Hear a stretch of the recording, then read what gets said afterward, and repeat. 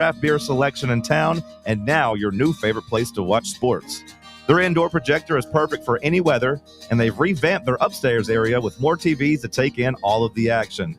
Their menu features hand-battered chicken tenders, juicy burgers, fresh salads, and the tastiest pizza in Knoxville. You can enjoy their happy hour drink specials daily from open until 6 p.m. Barley's Tap Room and Pizzeria.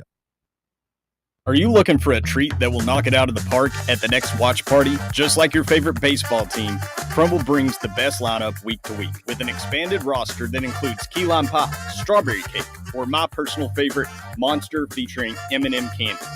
Let Crumble treat you to the best cookies in the game.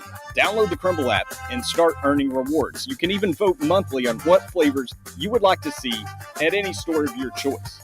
Warmer weather is here, so get to the ballpark, but don't miss the cookies. Yee-haw! I've been hooting and hollering ever since I started betting with the VIP Play app. VIP Play has more than 200 leagues, every bet type you can imagine, live betting and live hosts, all with 24/7 support from real live people when you need them. Start betting better with the VIP Play app today.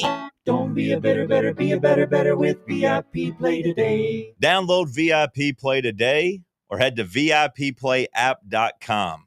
Make sure you use the promo code FANRUN to take advantage of their welcome bonus and so they know that we sent you. Gambling problem? Call 1-800-8899-789. Must be 21 or older and located in Tennessee to bet.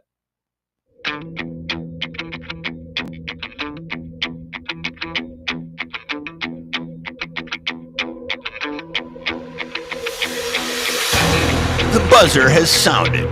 We are headed to overtime with William Pattison on Fox Sports Knoxville. This is Fan Run Radio. And here we go live from the White Claw Hard Seltzer Studios. It's overtime, presented by VIP Play. With Tyler Barbaras and Jeremy Inslee, I'm William Pattison. We appreciate you listening along with us on this fine Tyler Thursday from Knoxville, Tennessee. We apologize for a little bit of the short delay, but the drive had Tony Vitello on, so we can take a little bit of a delayed start time because of that. A good interview by the drive guys. Always enjoy hearing from Tony V, especially in the offseason when there is a lot going on that a lot of people really don't anticipate or expect. So good stuff there, and that's why we're getting on a little bit late. But we do appreciate you hanging out with us on this Thursday from K-Town. And Tyler, just since we're on, and it's just the two of us as we wait for Jeremy to get here, if you could take the two-shot off and then switch the captions to the fan run, or just the VIP play. On it, boss. Yeah, there we go. Sorry. Look, we got to be coachable here, folks. We're live on air.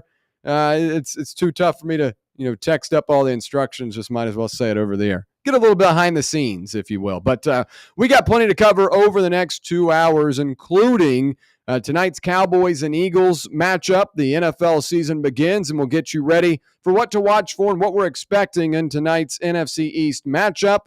Before that, we'll take a look at what was a very impressive week one in college football numbers-wise and how it sets up for week two.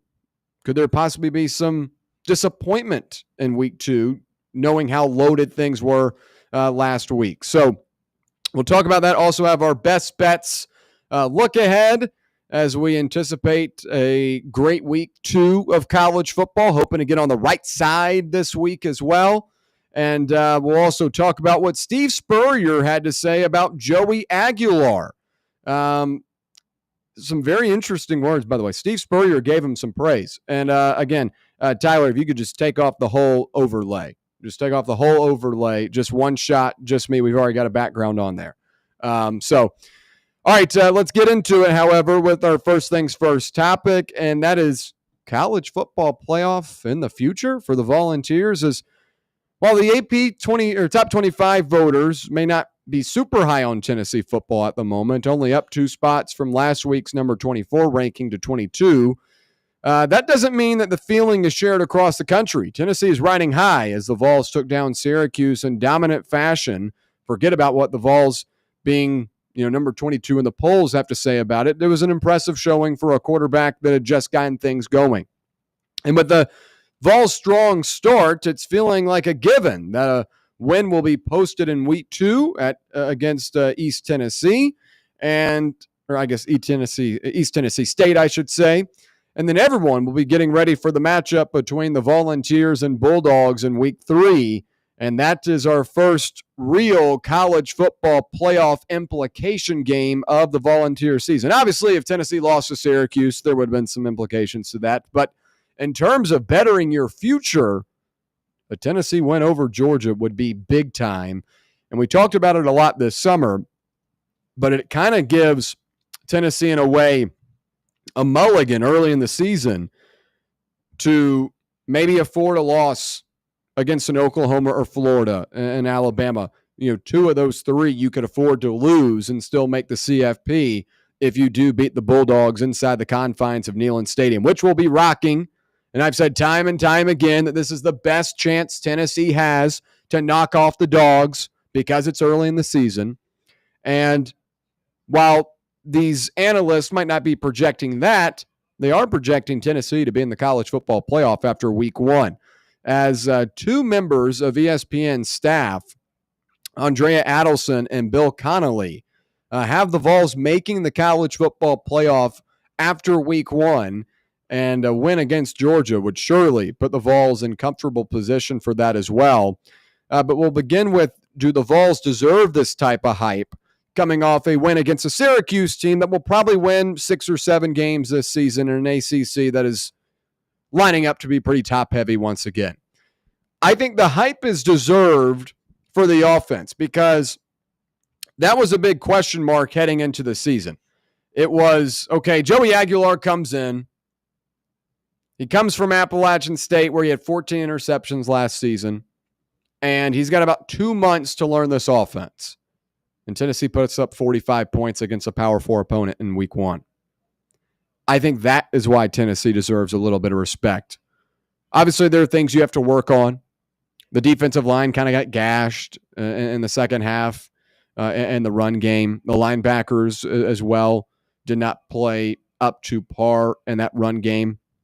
But there were a lot of great moments where Colton Hood, a transfer from Colorado, that kind of seemed like a little bit of a filler piece in the spring, blossoms into a big-time playmaker, had a scoop and score touchdown. There were some good plays by the linebackers. I'm not going to say they were bad. Arion Carter had a big-time sack. Jeremiah Teenlander with the interception. But, again, to the standard that we saw last season, a little bit of a decline. But I think the hype is deserved because of what you saw from the offense after a very tumultuous offseason where there were a ton of questions. A new offensive line, new starting receivers, a quarterback that comes over from a very unique situation, Appalachian State to UCLA to Tennessee. I think the hype is warranted from that. Is Tennessee a college football playoff team in my eyes right now? No, but I can see where some people could say last year they had less than stellar quarterback play and still made the CFP. Joey Aguilar looked the part in game 1. He looked better than Nico Iamaleava really at any point last year against a Power 4 team. So you could get the hype there, and I understand the hype. Do I necessarily agree with it right now? No. Litmus test in 2 weeks, but I can see where the hype is coming from. Tyler, do you believe that Tennessee deserves the hype that some are giving right now? I wouldn't say they deserve it, but they should definitely be put on a lot of fans and teams' radars. The quarterback play last year wasn't spectacular, especially when you're comparing it to Joe Milton and Hendon Hooker when they were here. You can make a very, very fair argument that Joe Milton was better in his Tennessee tenure than Nico Iamaleava was, and those Tennessee teams were still pretty damn good. So I think the hype now is coming from a standpoint that starts with getting better quarterback play. How much better would Tennessee have been last season if they got more consistent quarterback play? Nico Iamaleava made some really good throws, and he looked good in certain quarters of big games, and then in other quarters and in other games he looked very bad. But I think now, after watching Joey Aguilar dissect the Syracuse defense, and this offense look very strong, I think it is fair to make, that assessment, like, hey, this Tennessee team, the fact that they have a 49% chance to make the college football playoff right now, it's not too crazy to say. And it all starts from, the play of your quarterback. And to see that Joey Aguilar look comfortable, to see that these receivers also looked comfortable, the offensive line I felt looked really, really good. And I know it's against a weaker ACC pass rush, a weaker ACC defensive front in Syracuse, but this is still a team that won 10 games last year, and they're a very, very well-coached unit. So I don't think that you have to discredit Syracuse. It was still a good win at a neutral site. I mean, if you played at Syracuse, would it have been that much different? You can make that argument. If you played at Neyland, I think it would have been a whole lot different in favor for Tennessee. But, I mean, overall, this team shouldn't be underlooked. They shouldn't be overlooked. I think the hype that we're getting right now is deserving, and we're only going to get better as the season progresses. Now that, you bring in Jermod McCoy, you bring in David Sanders, hopefully Ricky Gibson can be back, by Alabama. And then you're going to get better. Mike Matthews is going to start to play into his role more. You hope that Joey Aguilar continues to build each week rather than, go on that Nico Iamaleava track where after week 3, Nico's going to win the Heisman. Then he just plummets from there. You hope that Joey can consistently grow and get better as the season goes on. And I think that it could very well happen. I mean, I was impressed, and the defense, obviously a little bit of question marks there, but I got faith in Heupel. I love the games that we have at home this year. Like you were saying, against Georgia, it's probably the best chance we've had to beat Georgia in quite some time.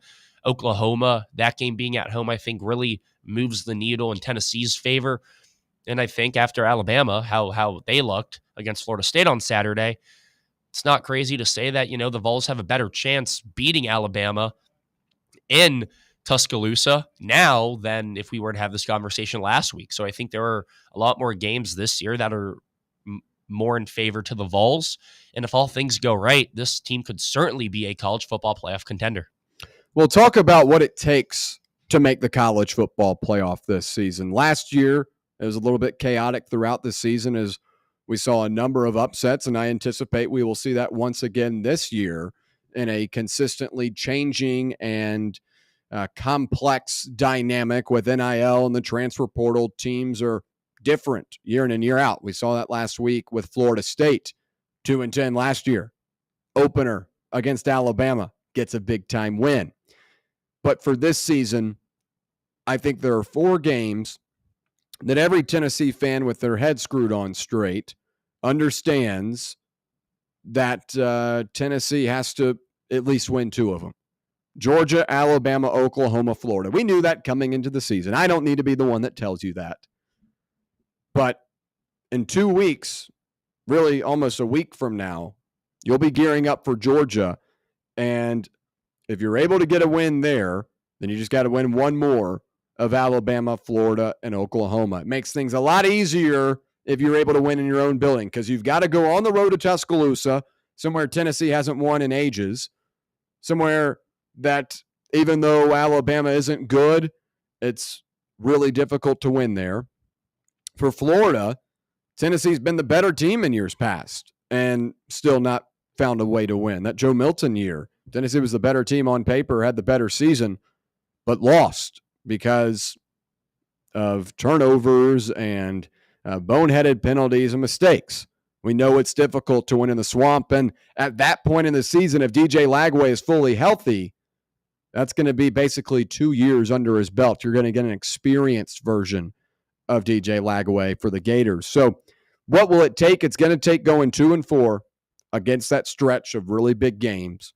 And I think it is imperative that you get an early one and take a little bit of the pressure off of the rest of the season as you continue to move on. I'm not saying you sandbag the rest of the games. I'm not saying, you go play a Vanderbilt in the final week of the season and you walk onto the field just think you're going to win. The same with Arkansas and Mississippi State, situations like that. We saw Florida State creep up on Alabama last week because they kind of walked in the building and said, we're just going to beat them. It's not how it works in 2025. There are a lot of really good players out there. I don't think Arkansas is a good team, but I do think Talon Green's a guy that could turn over a game. I don't think Mississippi State's a really good team, but you know how Josh Heupel has struggled on the road and constantly lost a game that everyone believed was an easy one. So it's important to handle business at home and understand the opportunities you have in front of you. There are a lot of things that have to be cleaned up from Syracuse. But I think the offense playing the way it did is a good sign that you have stuff to work with. A guy in Joey Aguilar can come right in and deliver the ball down the field in an effective, efficient way. Not something we saw a whole lot of last year. And there weren't a ton of shots on Saturday, but the ones that were thrown were either 73-yard touchdowns or pass interference plays that continue to extend drives.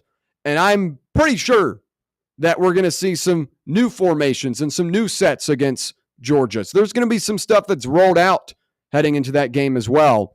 But it's going to take 2 wins of those 4 games to be able to make the college football playoff for the second consecutive season. We're going to learn a lot about this team here in the next week or so if they have the willpower to be able to do that. Tyler, would you agree that 2-4 during the stretch of Georgia, Oklahoma, Florida, and Alabama is what's going to ultimately dictate whether you're a CFP team or not? Or are you on the side of maybe we should not be overlooking a Mississippi State and Arkansas? Yeah, I could see both sides, William, because, I mean, Tennessee, they went into Arkansas last year and they lost. And I know that you play Arkansas at home this year, but you still have Kentucky on the road. You should handle business there. You got Mississippi State on the road. You should handle business there. But I've always been, the type of person to not overlook your opponent, especially when it's in the SEC. I mean, Cade McNamara is the quarterback for ETSU. Like who would have thought? I mean, this is a guy that was a starting caliber quarterback at one of the best programs in the nation, and now he's,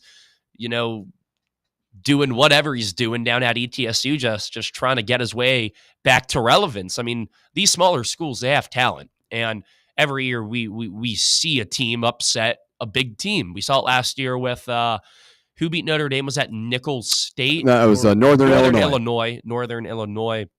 Like Notre Dame fans, they were expecting to go in there and win by 40, 50 points, and they didn't. That's the beauty of college football, but that's why you can't overlook your opponent. But I am on the side with you, William, about winning 2 out of those 4. I think some games are more important than the others. We talked about if you beat Georgia next Saturday, that's your mulligan for the season. You can afford to lose a game to a Mississippi State, to a Kentucky, to an Arkansas, and not saying that we should go out there and just look like complete crap against them just because we beat Georgia. Because if you do beat Georgia and then you beat those 3 teams that you should, and then you beat your UAB, that's another free 4 wins.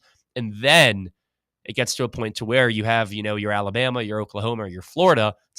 Instead of looking at it like, all right, well, we beat Georgia. Now all we have to do is win 1 more of these games. Why not take 2 out of those final 3 against those powerhouse schools? Yeah. And then all of a sudden you're 11-1 and you're a top 4, top 5 team in college football. Now I'm dreaming big here, but that's the beauty about college football. But to answer your point, William, I do believe that winning 2 out of 4 is the recipe to getting back in the playoffs, especially with, the strength of those 4 teams that you play. Georgia's tough. Alabama, like I said, not as good as we thought they were, but if you still go down there and you win in Bryant-Denny, that's still a top 5 win out of any SEC team this year. You go and you handle business against Oklahoma at home in a game that isn't going to be easy, but it's at home. That gives you a big boost. And then Florida, that's a complete crapshoot. I couldn't tell you who was going to win that game. Both teams, we only saw 2 quarters of DJ Lagway. We saw Tennessee beat up on a weaker ACC team. I don't know how that game is going to go, but I think right now, if you do beat Georgia, you have an opportunity to win 2 out of those final 3 games against the teams that we're talking about, and that can completely change the trajectory of your season. But right now, getting 2 out of those 4 are the most important, and I would say winning both of the games that you have at home are even more crucial. Yeah.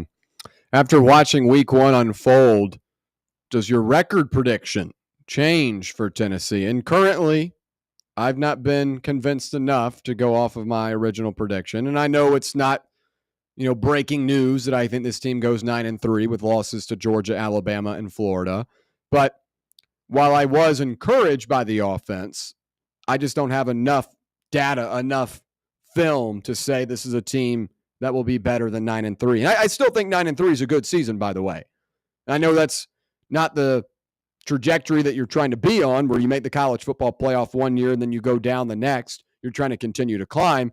But I think considering the circumstances, a 9-3 season will be strong. In week one, I know that Alabama lost and looked really, really bad, but at least right now I still am holding out hope for them that they're able to turn things around and get a couple signature wins. Like Chase Thomas of the Chase here at Fan Run Radio, he believes that Alabama's going to go on the road and beat Georgia. I don't see that happening, but I do see Alabama winning their home games, and they'll have a couple of opportunities up against like a Tennessee and an LSU to get some signature wins. So I'm not totally out on them yet. And I know some people might say, well, William, we just saw week one unfold. Alabama looks terrible. Surely you now think Tennessee goes 10-2 with a win in Bryant-Denny. Folks, there have been some pretty solid Tennessee teams that have walked in there. And obviously Alabama has usually been the better team in those matchups. But it's been tight. I mean, even 2023, Joe Milton and company had a lead at halftime. Quickly things changed. New coach on the sideline. Nick Saban's not there. I get it. And Nick Saban was so good at in-game adjustments. Kalen DeBoer, didn't see any big adjustments from him in the second half against the Noles. But again, it's just one of those things. Tennessee struggles to win on the road at Alabama. So right now, I currently still stand at 9-3. I don't think this is a college football playoff team. But we'll watch that litmus test here in about 9 days against Georgia. And then we might have a different conversation that following Monday. But right now, record prediction does not change. Tyler, does it for you? I would say that I was not shocked, but I was surprised with how good Joey Aguilar and the offense looked. So I would say that I'm more in your 9-win territory, because a month ago when you asked me this, my record prediction or how many wins I think this Tennessee team has, I told you 8, maybe 7, anywhere from the 7-9 range. But now I'm at a point where I do believe that we can win up to 10. And it all goes back to, winning 2 out of 4 against those big teams, and then handling business against the weaker teams. And if you do that, there's no reason that we can't go 10-2 and make the college football playoffs. But with the way that, Tennessee football has been over the past couple of years, especially at my time here at the university as a student, hopes aren't high. I don't like having sky-high expectations because they usually get shattered. So I'm in your boat, William. Pencil me in right now as a 9-3 football team for the Vols. Yeah. All right, when we come back, Steve Spurrier, the former Florida and South Carolina coach, gave some praise to a Tennessee football player. What world do we live in? Well, Spurrier did have some positive things to say about Joey Aguilar and some negative things to say about Nico Amaliava. We'll talk about that on the other side, so stay right here. It's Overtime, presented by VIP Play on Fan Run Radio. Blackford Veterinary Surgery Referral specializes in surgeries not regularly performed by your pet's general veterinarian.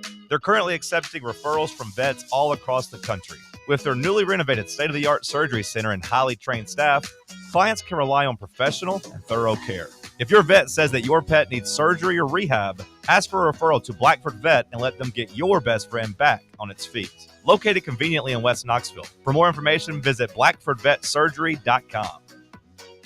For over 3 years, Crumble Cookies has served the Knoxville area. From Clinton Highway to Parkside Drive, even our friends out in Maryville have reached you, our fans, with the best cookies in the game.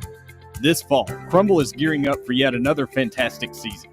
Whether you're tailgating or looking for a pick-me-up after getting the kids from school, Crumble has you covered. Download the Crumble app to check out this week's rewards and features. And stop on by. Tell them Fan Run sent you, but don't miss the cookies. A brand built in Tennessee and born from the love of the game. Inward Half revolutionizes golfing comfort. Crafted by a former pro and dedicated enthusiast just like you, our luxury performance wear guarantees you stay cool and comfortable through every swing and every day. We're not just a brand. We've set out to create a lifestyle for those who understand that impeccable style and premium performance are a hole-in-one. Enjoy the walk-in with Inward Half. The number one problem we see at our clinic is delaying treatment. ED can get worse. Book your appointment right now. Call 865-544-8220. Prefer privacy?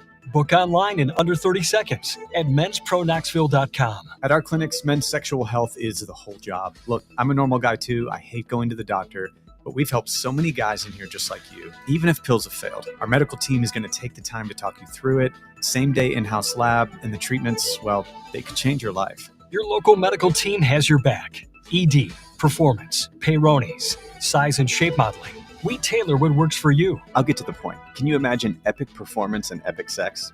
Yeah, I said it.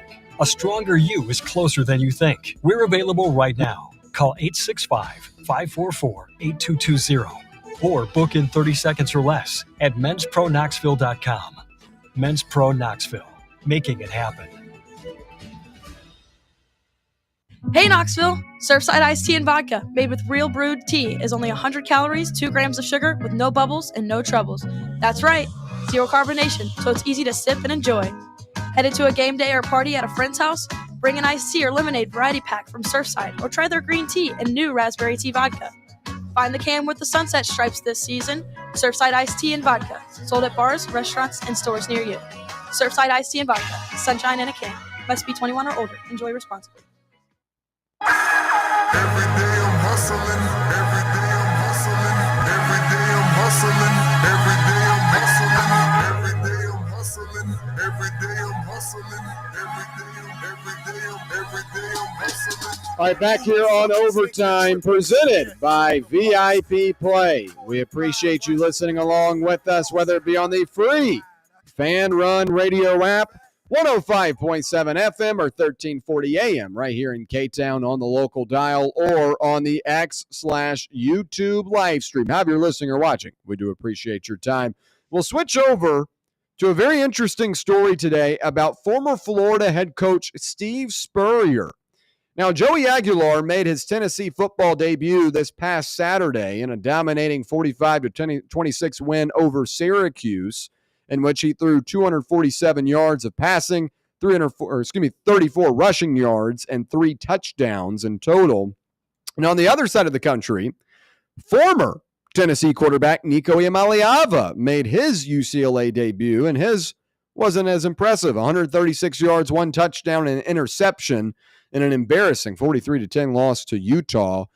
And longtime Tennessee rival and infamous hater of the Vols, Steve Spurrier, weighed in on Aguilar's debut and praised him for his opening debut as opposed to what Nico Iamaleava did for the Bruins, saying, quote, Nico had some so-so games really at Tennessee, but this Aguilar kid seems to be a good teammate and so forth. Spurrier said this on the Another Duly Noted podcast yesterday and went on to say, quote, I'm watching UCLA and I'm like, this is unbelievable how bad Iamaleava is. He just couldn't do anything right. And this is Steve Spurrier, the guy that has become so infamously negative about Tennessee throughout his career, whether it was, you can't spell citrus without UT and stuff like that. We all know the chimes he used to say. But it shows that a lot of people across the country are taking note of what went down in week 1. And I think this says a lot about Joey Aguilar and the debut for Tennessee. We were talking about those college football playoff chances in the first segment. And while a couple of people at ESPN started to turn their eyes, you've got former coaches of rivals turning their eyes as well, because it is an unprecedented situation. Joey Aguilar was a guy that, picks up and leaves 2 months before the season, comes into Knoxville, tries to learn the offense, goes through a quarterback competition, has got to learn a completely different scheme and game plan. has wide receivers that he barely knows, has a team that he barely knows, and he's still able to pump out 247 yards and 3 touchdowns. The fact that you've got former coaches like Steve Spurrier, he used to give Tennessee a ton of crap and still will in the future, by the way. I think this is like a one-off thing. But the fact that he's willing to say that just shows that across the country, people are taking note of what Josh Heupel and company did this weekend. I know it's just Syracuse, and you might be saying, William, why are we putting so much hype into a win against Syracuse on a neutral site field? It's not necessarily that. It's more so what you saw unfold, and your previous expectations for the season were probably shattered. I was not expecting Joey Aguilar to look that good. I wasn't expecting Joey Aguilar to have a throw of more than 25, 30 yards. I didn't think that Josh Heupel was going to let him do that. I thought there were going to be a lot of training wheels, but it felt like Joey Aguilar has a firm grasp of this offense. He was comfortable early and often. The timing throws were there. Maybe the targetness of it needs to be improved, bringing the ball down a little bit, bringing it inside a little bit on those out routes. But mechanically, you can fix those things.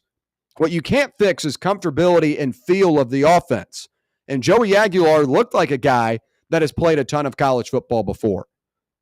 And it was impressive that within the little amount of time that he's had, he was able to have the type of performance that he did. Nico Iamaleava, I know a lot of people don't want to hear about him on these airwaves anymore and say, let's get done with that. But I think it's important to compare, what Nico would have been possibly this season to what you now have with Joey. If you watch that UCLA-Utah game on Saturday, you saw a lot of the same. If you watched it, I'll ask you, did you see anything different mechanically from Nico Iamaleava? I saw the same overthrows. I saw the same twitchiness as a runner outside of the pocket, extending a couple of plays that way. But it felt like I was watching a rerun of Tennessee last year, where Nico had a couple of big-time plays that were overthrown or not taken advantage of. Execution was not good. I'd say Tennessee's offense executed really, really well on Saturday. And again, you can say it's Syracuse, but Fran Brown has done a great job with that team. They were 10-3 last year in his first season. Fran Brown's a defensive-minded coach, comes over from Georgia where he's a defensive backs guy. They've got some good defensive backs on that Syracuse team. We talked about Deuce Chestnut all last week. Chris Peel, they've got guys that can play. So it's not like they walked out there and played, your high school. Syracuse is a Power 4 team that won 10 games last year in the ACC. You have to hold some weight in that. And the comfortability that Joey Aguilar had and the growth that he had from last season in Appalachian State, where on a 3rd and 15, he'd roll out of the pocket and zip it into double coverage. That wasn't shown on Saturday. And maybe we have to see more film. We have to give more takes, more reps. But at least for the time being, I thought Joey played a clean game. And the fact that you've got former coaches out here talking about it that used to hate Tennessee and still do shows that across the country, people took note of a very impressive debut for Joey Aguilar. Tyler, what do you make of it? Yeah, I was as shocked as a majority of the people were when I was at the game in Mercedes-Benz, and I was on that first drive. I remember watching it, and I was like, wow, we have a consistent offense, it looks like. And a lot of the play calls are because Heupel has faith in his quarterback. And hell, he had faith in Nico last year, but as the season progressed, you started to see the glaring issue that was Nico Iamaleava's deep ball accuracy. And then in that second quarter, dials one up to Braylon Staley, 60-yard touchdown. And I was like, wow, maybe we actually have an accurate deep ball quarterback. Because in the best years of Tennessee football, you've had a quarterback that can throw the ball deep and outside the numbers. And we saw that. At an efficient rate. At an efficient rate, yes. Good thing to add there, because if you can't do it efficiently, then what's the point in it? The scheme helps, right? I couldn't even count on, if I had 6 sets of hands, it would not be enough fingers to count how many wide open receivers, 30-plus yards down the field, Nico Iamaleava missed last season. Yeah. It was a huge issue. And it got to a point to where I was like, all right, if this kid can't figure it out, then I don't see a reason that he should be our quarterback this upcoming season. Now, obviously, at like this time last year, I was so hyped to have, our 5-star savior quarterback come in. And then I got to a point to where you fast forward 6 months later and I'm like, wow, I was really let down. But obviously I kept the faith. I'm obviously going to back whoever is behind center for Tennessee. But this was a blessing in disguise overall. I mean, we both watched the UCLA game against Utah. You even posted about it. Like, there's no reason for you to still miss 30-yard touch passes into the seams. Yeah. And Nico still missed those. I mean, I remember just watching it was the Kentucky game last year where Nico threw the ball, I think, like 35 times. I think it was his highest. It was the most pass attempts that he had in a game last year, including Ohio State. And there were like 4 passes that he just mailed or air mailed over our receivers' heads. And it was quite clear that on Saturday that Nico still has that issue. I don't know what it is. I don't know if it's his pocket awareness. Maybe he has to get the ball out quicker and he rushes his progressions and he puts too much zip on the ball, or he puts too much power on the ball, or he just doesn't have the accuracy. But when you're comparing Nico to Aguilar in their small week 1 sample size, it's pretty safe to say that Joey looked more impressive. And some of that could be attributed to him being in a better system, but we saw what Nico Iamaleava did in the Tennessee system. So if you want to make that claim, Nico's in a worse system, he had 13 games to prove otherwise last year, and he didn't. Whereas in one game against a tougher opponent than Nico opened up with last year. Who did we play week 1 last year? You played Chattanooga. You're comparing Joey Aguilar against a 10-win team last season who looked very, very good, against Nico Iamaleava last year against Chattanooga, who looked very, very good. I'm taking the tougher competition there. So overall, I would say that, Tennessee did get the better quarterback. Now, I'm not writing off the Nico Iamaleava being a good player agenda, because I still believe that he can be.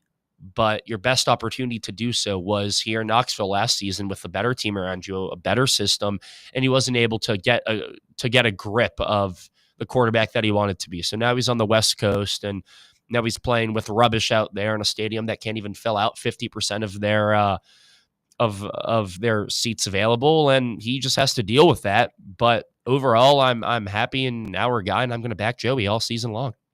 Well, Joey Aguilar have a better season than Nico Iamaleava was something that was talked about a good bit around Knoxville this offseason. Nico Iamaleava was a big-time recruit coming in, 5-star, big dollar sign on the Spire deal. We all knew about him, but his hype train was a little bit louder than his performances last season. Now, could he have possibly taken that year 1 to year 2 jump? We were anticipating it up until around April when he decided to flee. But Joey Aguilar, the expectations were relatively low. There wasn't a ton to expect. I mean, you hope for the best for him, but this is a guy coming from Appalachian State. It's not like he was a 5-star prospect out of the portal. He went to UCLA. By the way, folks, UCLA was a bottom 25 offense last season. So right now, I think Joey is on the trajectory to have a better year because he's got a better personnel around him. He's got a better staff, a more established group. And then Nico might have the higher upside in terms of possibly playing in the NFL. He's going to have to turn things around quickly if he still has those aspirations. But the personnel and the coaching and what's around him at UCLA is not the same. And I go back to a very interesting video this past weekend. I think we had a caller earlier this week that talked about it. But it's Nico Iamaleava walking off the field, or Nico Iamaleava's family walking off the field late in the fourth quarter, or the game's over. And you can just feel kind of a little bit of a dejection from that group. Not a big stadium in terms of who showed up. Obviously, the Rose Bowl is very, very cool, but it's cooler when there are good teams playing. UCLA is not one of them. I think the dejection from the Iamaleavas and Nico walking out of there was like, man, this is not the same type of deal we were in last season. This is not Tennessee anymore, where you go into a stadium that's going to be at full capacity on Saturday against East Tennessee State. It's a different standard. It's a different situation. And I think Joey is going to be set up for more success this year than Nico Imaliava will. The Big Ten's tough. Utah, a Big 12 team that had a lot of question marks themselves this offseason, were much, much better. So I don't think it's a crazy statement right now to say Joey Aguilar will have a better season than Nico Imaliava from what we saw in game one. I get it. It's early. It's overreaction week. That's the best thing about college football. There's so many overreactions, right? But we've been waiting to do this for so long. We've been waiting for college football to be back so we can make these type of reactions. And after week one, I see one guy that hasn't changed, and I see another guy that is thriving in a new situation. So for the time being, I will say Joey Aguilar is the better quarterback at this point right now, and will have the better season than Nico Imaliava did last year and probably will this year as well. When we come back, it's our best bets look ahead. Stay right here. It's Overtime, presented by VIP Play on Fan Run Radio. Catch up with all things Fan Run by subscribing to our podcast feed. Like, rate, and download the show from the Fan Run app or wherever you get your podcasts. Attention service members and veterans. Introducing the Griffin Law Firm, your trusted ally in military legal matters. From court martials to benefit claims, at Griffin Law, your mission is their mission. Here's VFL Marshall Griffin. As a veteran and retired military attorney, I've successfully defended lifelong benefits and helped preserve professional futures. So I know that when you hire a military justice lawyer, you maximize your chance to get relief. With my unique experience, I can advocate for you because there's no military matter that's too big or too small. Let us help you make these critical decisions that could affect the rest of your life. Remain silent. Request counsel. Call Griffin Law. For a free consultation, call 888-707-4282. That's 888-707-4282. Or just visit griffinlawdefense.com. Running a business, coaching a team, planning your next big event, you need more than just gear. You need SM Athletics and Logo Solutions. Custom uniforms, branded apparel, promotional products, done right, done fast, and built to show off your brand with pride. From local businesses to high schools to major universities, SM Athletics is trusted by winners. Get real service, get real quality, get noticed. SM Athletics and Logo Solutions, where your brand comes to life. Visit smathletics.com and let's build something great together. Citizens National Bank. Kick off this football season with a CNB Plus Perks checking account. Move downfield with free online and mobile banking. And cross the goal line with extended evening hours and Saturday banking. Banking at CNB has its perks. Find out more at cnbtn.com. Citizens National Bank. Banking never felt so good. Member FDIC. When it's past high noon, it's time for a vodka soda made with a vodka you've actually heard of. I'm talking White Claw vodka soda made with White Claw premium vodka. JB Smooth only drinks vodka soda made with the world's smoothest vodka. And you can too. Pick you up a bottle of the triple wave filtered vodka that's been distilled 5 times. White Claw premium vodka comes in 4 flavors: black cherry, mango, pineapple, and just vodka. You haven't had vodka like this. No one has. White Claw premium vodka. Please drink responsibly. Rickard Ridge Barbecue, located in beautiful Cove Lake State Park. Rickard Ridge is home of the best ribs in the volunteer state. Smoked daily by pitmaster Mark Rickard. The barbecue at Rickard Ridge is mouth-watering, fall-off-the-bone delicious. Take the scenic drive up I-75 to exit 134. For directions and to look at the rest of the menu, visit Rickard Ridge online at rickardridgebbq.com.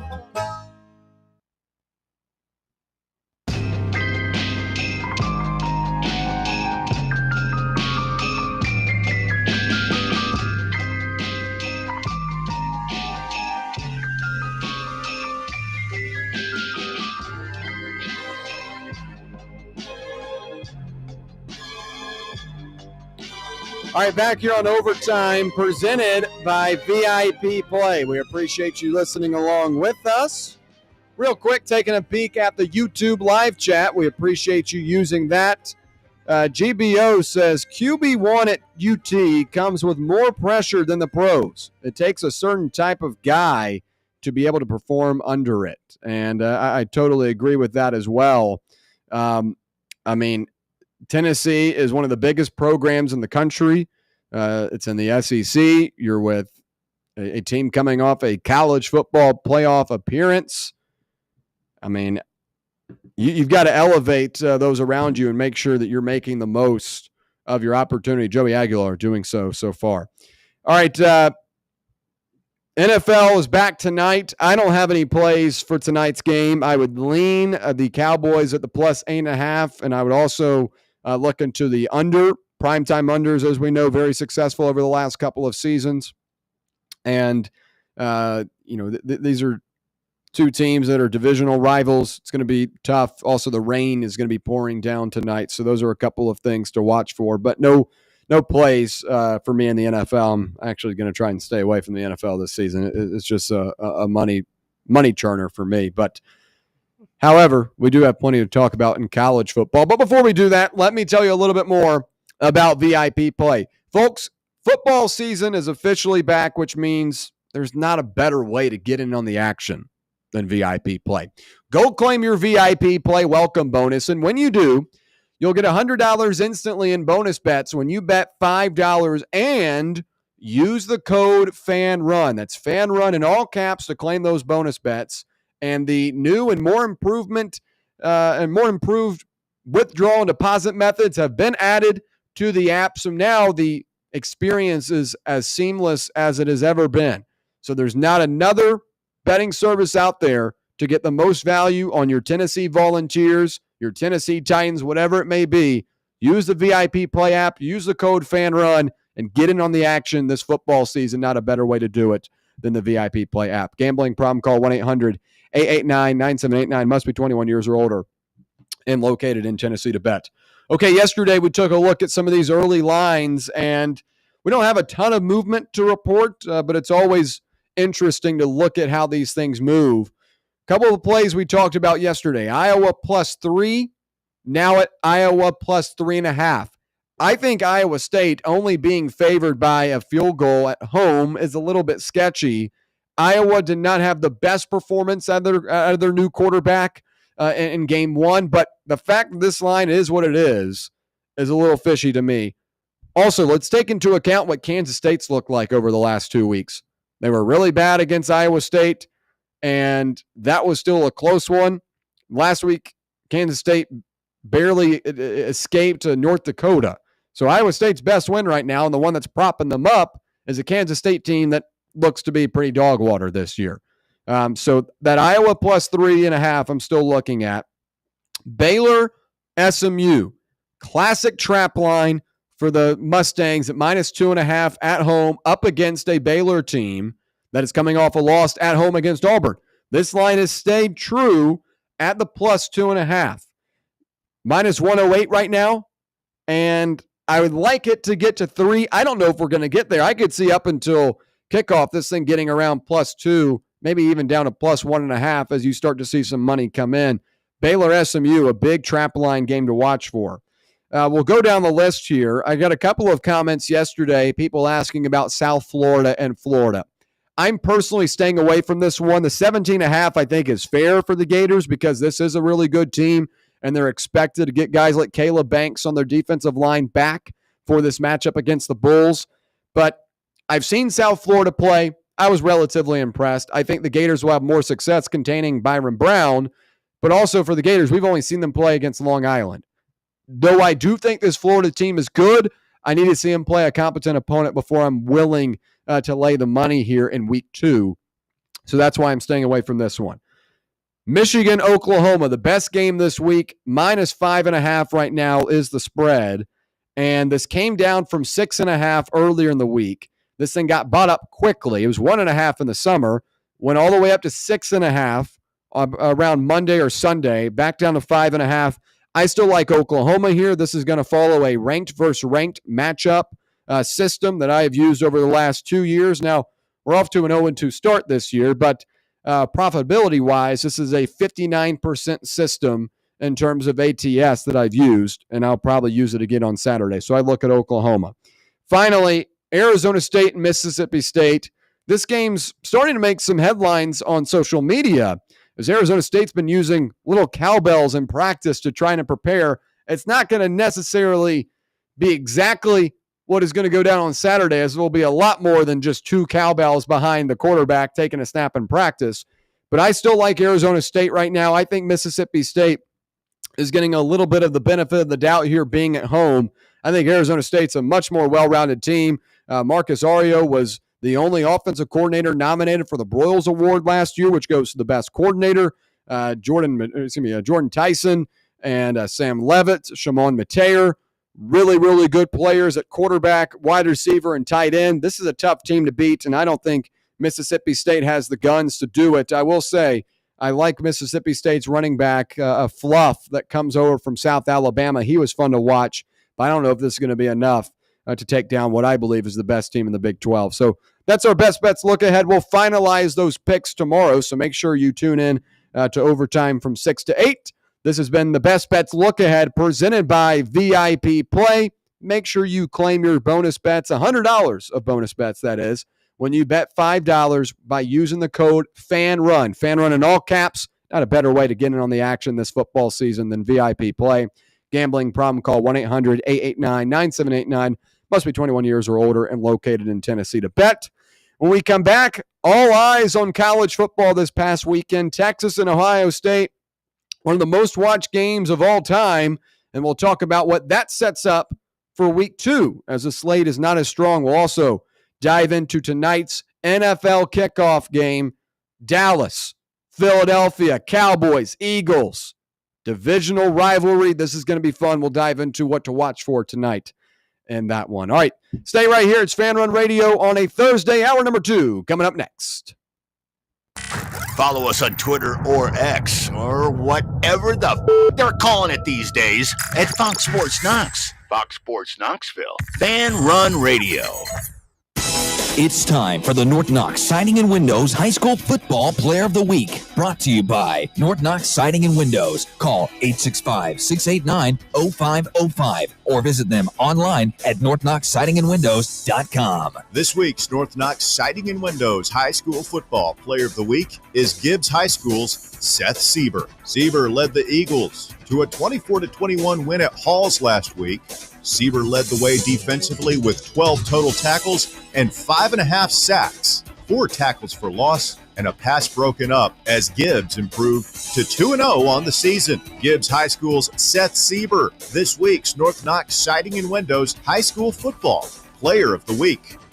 North Knox Siding and Windows, locally owned and operated. They can handle all your siding, window, gutter, and roofing needs. Call 865-689-0505 for a free estimate or go online to northknoxsidingandwindows.com. Located in Knoxville's historic Old City, Barley's offers great food, live music, the best draft beer selection in town, and now your new favorite place to watch sports.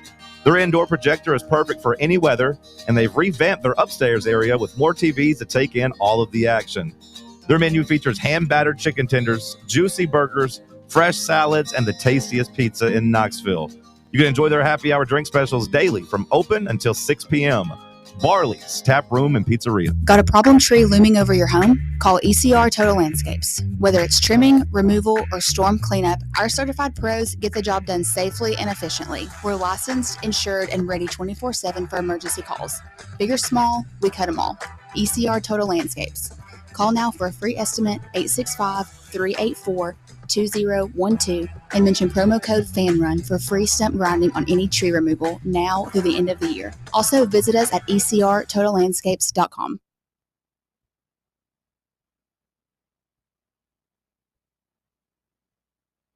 You're listening to FM 105.7 and AM 1340, WKGN Knoxville, and W289CU Knoxville, Fan Run Radio.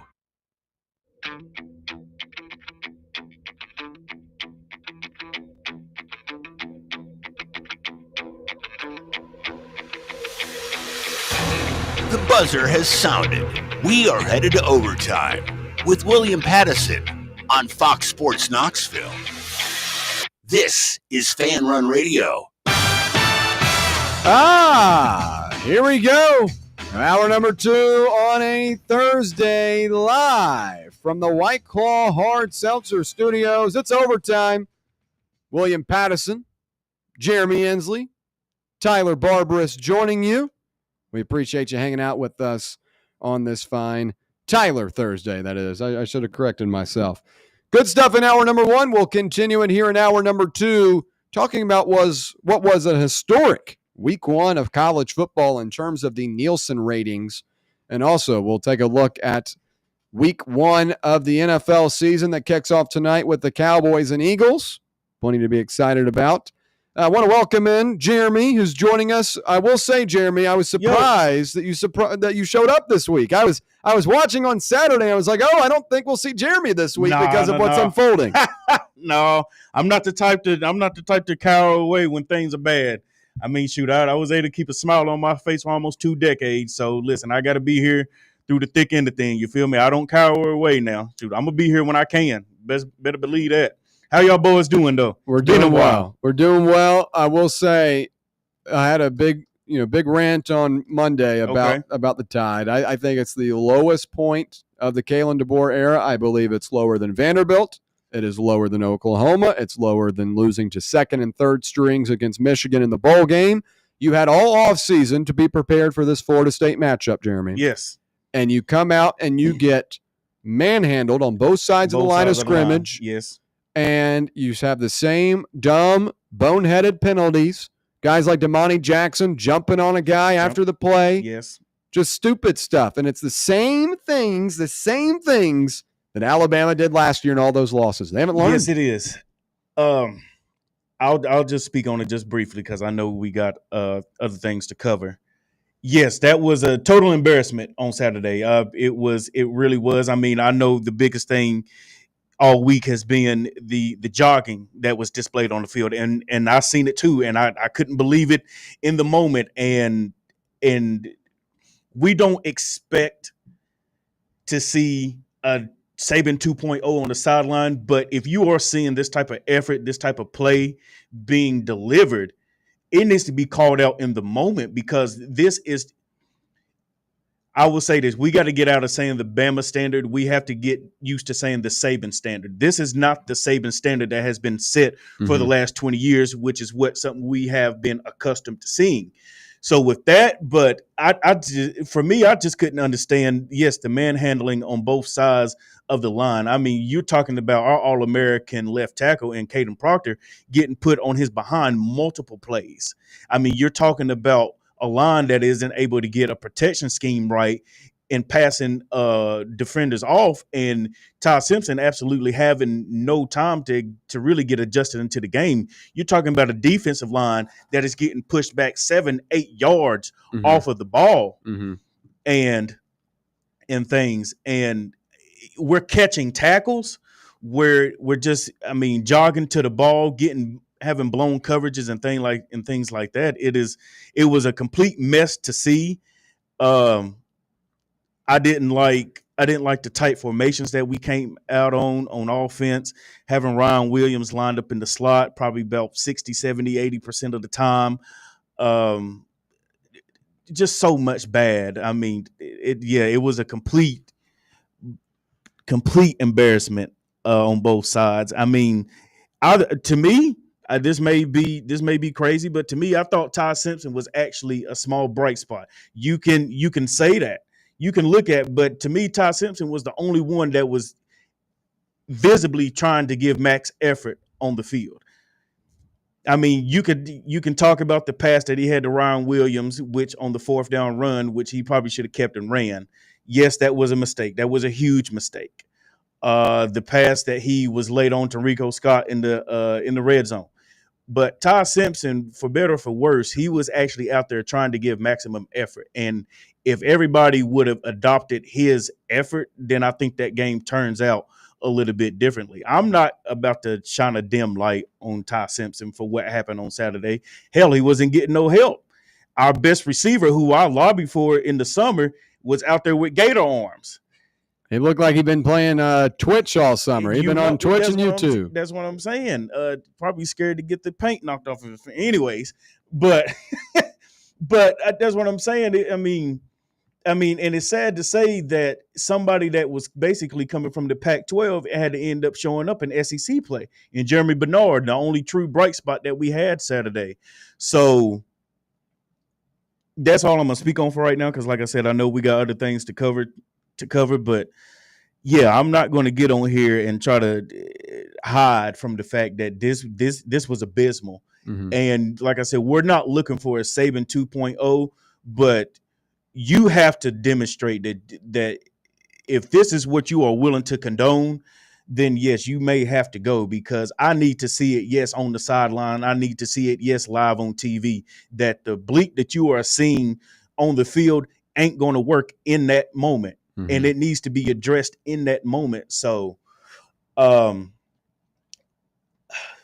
going to have to give me to what we look like after the Wisconsin game for me to really determine what the rest of the season may look like, because I'm not going to put too much stock into the Louisiana Monroe game. I mean, the only way I would put any stock in it is if we put up 50 and we hold them under 14.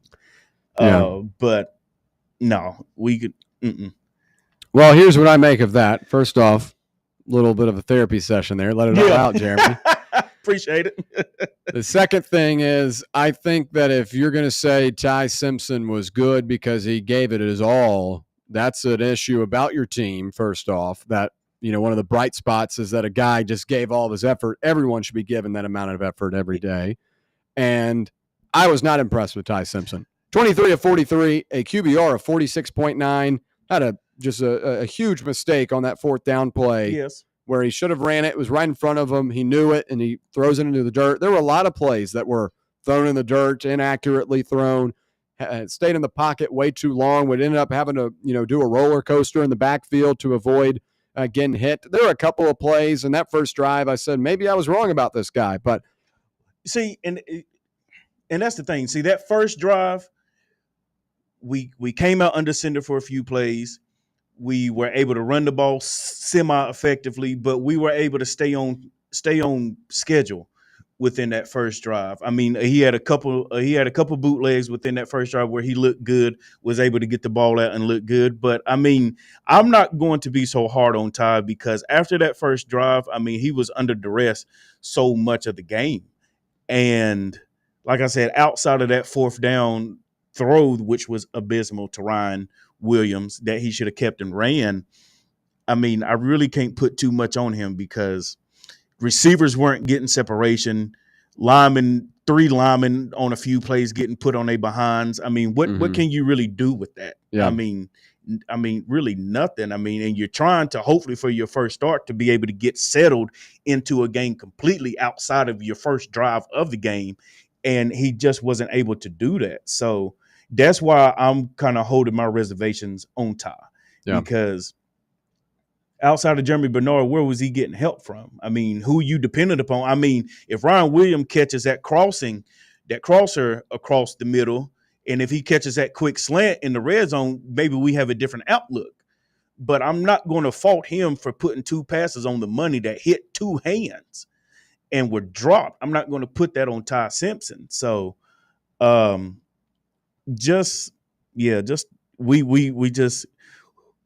have to do better, yes, but we need to just look better. Yeah. I've never in my whole fandom seen us be as much feet in sand as we were Saturday. Yeah. That was, I mean, anyways. Wasn't a good performance for Alabama. They'll have an opportunity maybe this weekend to bounce back against University of Louisiana Monroe. However, the get-in price for Alabama football this weekend, less than 2 quesadillas from Taco Bell. $8.35 to walk into the building this weekend. Alabama football has some things to quickly change. All right, we'll switch over to the rest of week one outside of the abomination that was Alabama football on Saturday. Last Saturday's showdown between number 1 Texas and number 3 Ohio State drew a massive audience of 16.62 million viewers on Fox, making it the most watched week one game on record dating back to 1993. Fox announced yesterday.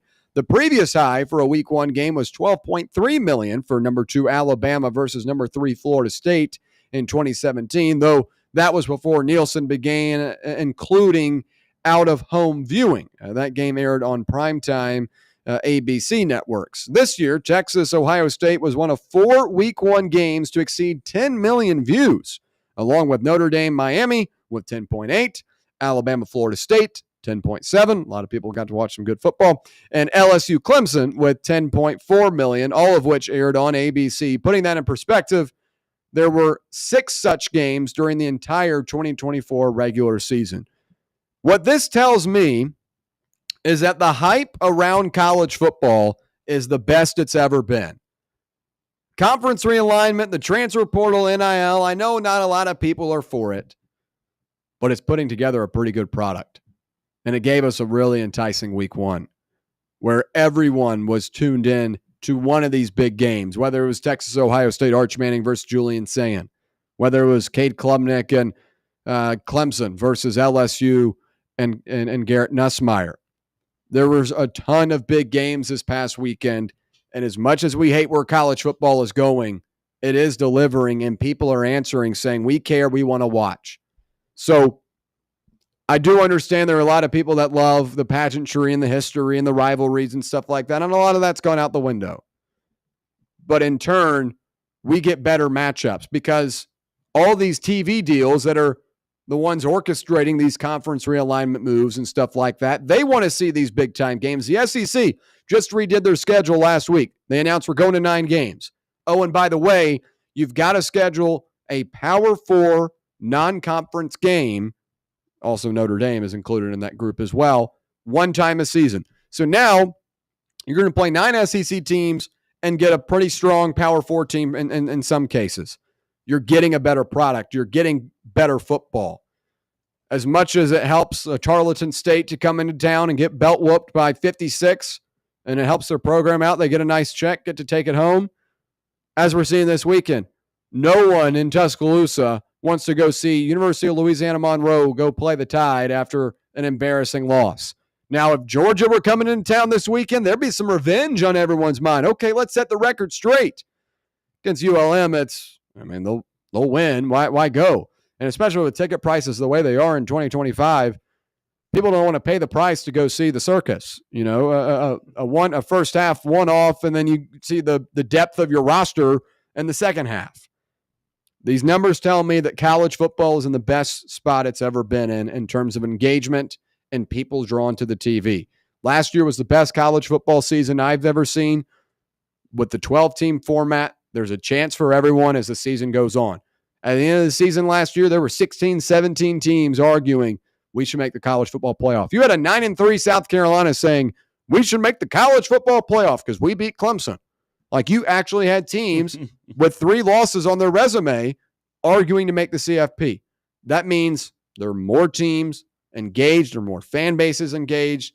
That brings eyeballs to the TV. So last week was a big hit. We'll talk week 2 here in a second, but those numbers tell me that college football is in a really, really good spot in terms of people caring and going to the TV. Tyler, I'll hit you first. What do you make of those numbers and where college football stands? College football, it's not a coincidence that, with the addition of NIL, you've started to see the ratings go up. I think the growth of NIL and paying the players and having a more even playing field makes it so you get these better, more intriguing matchups to where, sorry, Jeremy, but a Florida State team that won 2 games last year can beat Alabama. And that's the beauty of it. And I think that's going to continue because, we talked about Texas Tech a month ago when they landed that top recruit, and they have an elite training facility, and that's all because of donors and because of NIL and boosters and a lot of these bigger state schools that maybe don't have as much pull with the recruiting like a Mississippi State, right? They've always been overshadowed by an Ole Miss, but they're a SEC school, and they have a nice NIL pot that they could spend too for football players. And I think that it's going to create a more equal playing field, and you are ultimately going to see, more teams upset these bigger powerhouse schools, but that's because of NIL. And when you have these upsets that happen more frequently, or you have less amounts of blowouts, right? Like a lot of people probably expected. I alluded to this earlier. Notre Dame was supposed to beat the living crap out of Northern Illinois last year, and they simply didn't.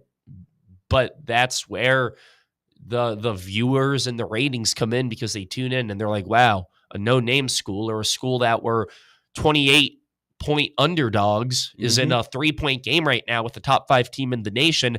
Anyone's going to tune into that. I don't care if you're a college football fan or not. If it's a Saturday night and you're hanging out, ready to go out to the bars, and you're in an apartment and there's football on, a majority of the people are going to tune into that game that's close. That has the most to lose for that other team, that has the biggest storyline. And you've seen that more over the past couple of years, and the college football playoff expanding, that also helps as well. I don't think it's a coincidence that as soon as NIL starts to, come rising up, that's when you start to see these ratings improve and increase. So I think that they're only going to go up. Jeremy. I mean, for me, it's quite simple. I mean, you're not putting games on ESPN2, ESPN3, ESPNU, or anything like that. I mean, you have it on channels that everybody can get. I mean, so you have big games, which everybody wants to tune into, and they're like, for the most part, free local channels for everybody. So that, coupled with you actually did have a good slate for week 1. So yeah, there's going to be a bunch of viewership, and along with all the points that you all have hit on too, being able to see the parity right out the gate. I mean, us losing to FSU. I mean, Clemson even taking a loss to LSU, which a lot of people really didn't see coming. Well, I ain't gonna say a lot of people didn't see coming, but I think more people gave Clemson the edge. So right out the gate, I mean, you're already seeing possibly brackets being skewed. I mean, definitely as the season go along. I mean, because especially for us, I mean, we could drop another 3 or 4 games the way it's looking now. So people having us as a 3 to 6 seed, like, in the bracket. So how is that going to fare? So I think there is a lot of hype. There's a lot of good that is going on. And I mean, and with the playing field now being more level with NIL and with the transfer portal, I mean, the sport can only, I think, continue to grow. Now, there are still things that need to be fixed, of course, with it, with legislation, with money, and the timing of being able to transfer and things like that. But I don't think we'll start to see a decline in viewership really happen throughout this season. I mean, yeah, week 2 may not be as strong as week 1. I mean, and that's just how the season goes. But I think you'll continue to see numbers. Probably if you end up doing research, I think you'll see like maybe there was a lull between weeks 4 and week 7, but you'll start seeing those numbers grow from 4 million. Now it's up to 7-8 million. Because yes, you're looking for, oh snap, maybe my team can be able to get this win and we can make a run. And now we're pushing for an 8 seed instead of looking at an 11 seed. So, hope. I think hope is something that will allow for more viewership, because maybe a budding, or maybe a FSU that just beat us. I mean, who everybody had dead to the water. I mean, maybe they're able to catch fire this season and go into the playoffs looking at a 6 seed, and who knows, maybe they run the table. So I think it's things like that will continue to help viewership climb and be interesting. Yeah, with such a loaded week 1 slate, it's going to be a tough act for week 2 to follow. And I've already had a couple of people that, know I'm a big college football guy. They're like, William, the slate's not that good this week. I mean, are you worried that, people are going to kind of get a little bit less interested with the NFL coming back? And my thing's this. If you're invested in college football, you're invested in it. If you were watching last week, there's not a reason why you should not be watching this week. There are plenty of great games, folks. Plenty of great games.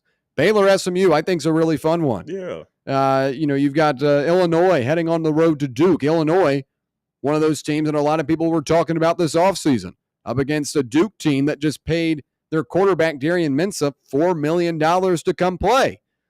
You've got Arizona State going over to Mississippi State, Michigan, Oklahoma, two of the biggest brands in college football going against each other.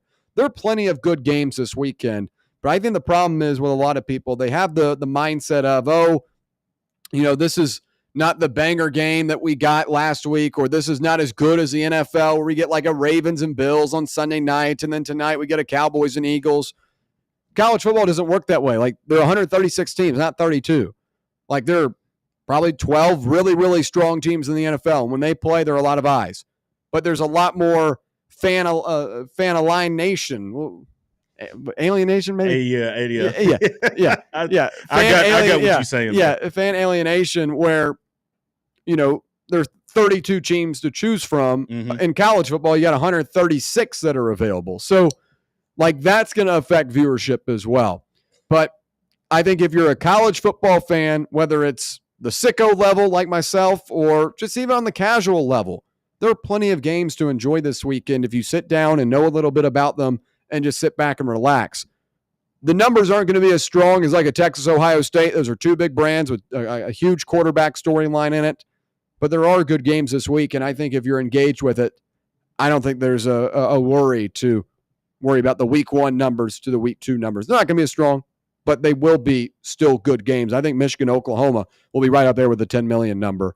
Anything to add, Jeremy or Tyler? For me, if you're a true college football fan, I mean, you understand that within these first 3 weeks of the season, there are going to be a few cupcake games. Yeah. I mean, teams schedule cupcake games, during the first 3 weeks of the season, and then, homecoming week for schools and things like that. So if you have that understanding and you have that knowledge, you should still be in tune, but you should know that starting here in the week or even the week after, that there's going to be a continued slew of good games to follow each and every week.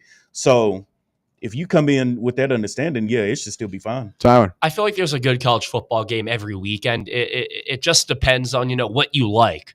Are you more of a Big Ten guy? Are you more of a SEC girl? Do you like the ACC? Maybe you're a Big 12 supporter. There are good games every week, but it is rare that you get, the 2 versus 3, right? Like, you're not going to get the Ohio State versus Texas again this year. But I do think with college football, it's like there are teams that right now are not even the top 10 team in college football, but in 6 weeks, they could be the number 2 team in the nation, and then they're going on the road to take on the number 8 best team in the nation. Like, that's the beauty of college football, that these rankings can change. And I remember Tennessee in 2022, that game against Florida was big, but you win that, and then all of a sudden Tennessee's like a top 8 team in the nation, and then it makes Tennessee at LSU that much bigger. And then before you know it, it's number 6 ranked Tennessee versus number 3 Bama, right? Like, that's just how it works in college football. So there's going to be a big game every week. It just depends on, how selective you are and what game you'd rather tune into. But regardless, I did like your point, William, that you made about the NFL comparing that to college football, because, certain games aren't everyone's cup of tea. Like, if you want, that crazy environment, rah, like hard-hitting football, you're going to watch SEC games. If you want to, maybe scout more and just look to see, what college football players are going to translate to the NFL, throw on a Penn State game and just watch their defensive line. If you want to, if you're a Falcons fan and you're thinking, oh my God, we really need defense next year, turn on the Ohio State game and watch Caleb Downs play. It's like everyone has different, they're all selective in how they watch their college football. But with the NFL, it's like you're just going to sit down and just riot and just watch all these games because it's the highest level. But I think that's where college football is so different, that you can really just sit down and dissect one game, and then the next week there could be a better game than the one that you watched that Saturday. Sure. Yeah, week 2 now on the horizon as we shift our focus towards the second weekend, I guess third if you're being technical and including week 0, but plenty of good games, as I mentioned, this weekend. I'll give you guys a T-ball hit. You can hit on Michigan, Oklahoma. The one I'm most looking forward to is Baylor and SMU. I'm not a big fan of this SMU team. I think Kevin Jennings was kind of revealed last year in the final 2 games of the season, 5 total turnovers against Clemson and Penn State. And those teams were better than SMU. And, the personnel was a big difference. I'm not arguing that, but I think SMU is a team that's being overhyped. I look at their schedule and I see 3 to 4 losses. I see losses to a Baylor, to a TCU, to a Miami, and a Louisville. I think it's going to be tougher than a lot of SMU people think. I'm interested to see Baylor. How do they respond after last weekend was a pretty big embarrassment? You get shellacked at home by Auburn, a team that had plenty of questions. Baylor has an established quarterback in Sawyer Robertson, a good returning offensive line, one of the best in the Big 12. Bryce Washington, one of the best running backs in the conference. The defense was horrible, and that has got to be something that changes going forward. This is too talented of a team not to have more success. I look for the Bears to get an upset on Saturday, go in to Dallas and defeat the Mustangs. That's the one I'm most looking forward to Saturday. Guys, which one are you looking forward to? And ULM Alabama is off the table, Jeremy. No. I wouldn't dare say that. But I'm gonna kind of key in. I'm gonna try to key in on the Ole Miss Kentucky game. Okay, yeah, that's good one. I think that this would be a great year for Lane Kiffin to try to make an even more better push to try to finally make the playoffs and see what he can do once he gets in there. I really don't expect too much from Kentucky, so this game should turn out pretty easy for Ole Miss. But still, again, you still never know how SEC games will go. So I think that could be one intriguing match to actually keep your eye out on for this weekend. Yeah, a little bit of revenge in that one, too, as the Wildcats went into Oxford last season and defeated the Rebels, which ultimately kept them from making the college football playoff. Just such a bad loss. Zach Calzada, the former Texas A&M and Incarnate Word quarterbacking this group. I will say, watch for Dante Daddle, the running back for Kentucky. Had a strong showing on Saturday against Toledo. But I think Ole Miss, as the books and VIP play agree, the better team in this one by about a touchdown and a field goal. But Tyler, games for you this weekend that you're keying in on? Yeah, it's probably going to be the Michigan-Oklahoma game. 2 ranked teams, 2 teams that do have a lot to prove this year, and I think that's probably the most intriguing quarterback matchup with Bryce Underwood and John Mateer.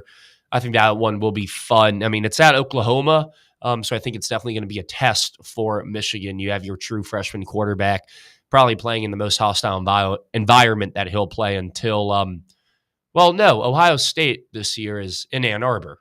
Yeah, they play at Michigan this year. Right, okay, so this could very well be, the most hostile environment that Bryce Underwood has to play in this year. But, I mean, a win for either of these programs would immediately propel them into, in my opinion, probably like a top 12 team in college football.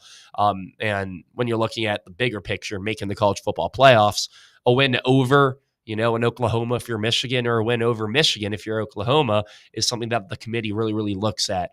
And they say, wow, this was a really impressive win. I know it was early in the season, but it's still a really good win nonetheless, with the stakes that, are on the line here. You don't want to fall to 1-1. You never want to fall to 1-1.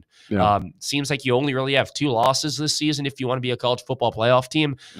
So if you already lose 1 in week 2, then that's a massive red flag for either of these teams. So I think there's going to be a lot on the line in this game, and I'm just excited to see the Oklahoma Sooner environment. I think it's been a while. It's been like the Kyler Murray, Baker Mayfield days since I really appreciated watching this team and tuning into their games, especially when they're playing at home. So I'll be tuned into this one for sure. Yeah, they got a good quarterback. John Mateer looked good in the opener against Illinois State. And GBO chimes in and shares the same. Mateer is going to carve Michigan up. He looked extra sharp. And I do like John Mateer a lot. He was a top 10 quarterback for me. The transfer from Wazoo, Washington State.